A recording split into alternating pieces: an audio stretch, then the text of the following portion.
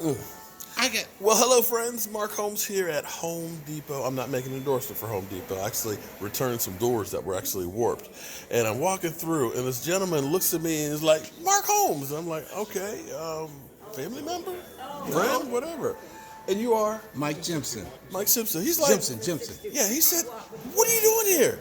You live in Texas. It's like, no, actually, I don't.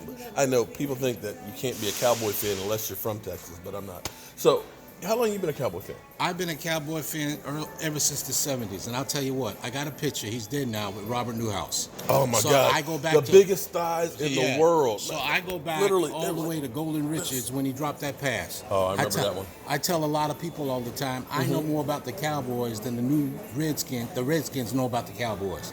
And a lot of folks don't realize that marching song that the Redskin had. Cowboys used to own it. Thank you.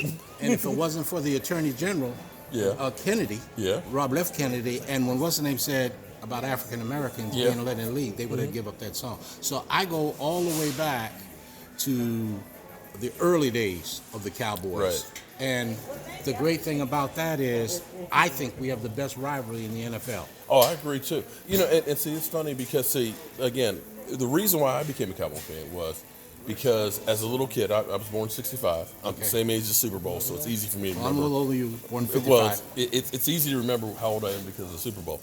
But the reason I became a Cowboy fan growing up here in Virginia was my dad was a Cowboy fan, and it was because even though the NFL started integrating in 48, the Redskins in the 60s still were the last team to have a black player. And he's like, I can't support them. Right. And that's why in Washington, D.C., there's actually a lot of black people that were Dallas Cowboy fans and died in my heart.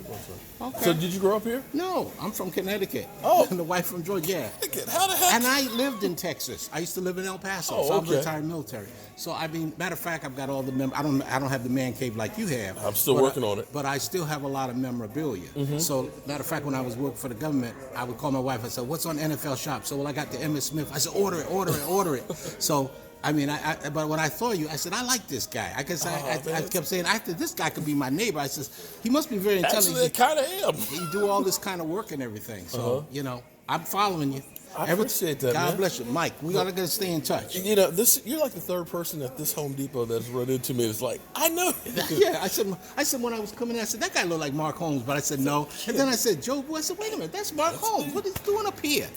It's a crazy world here. Thank you so much, man, for all the support.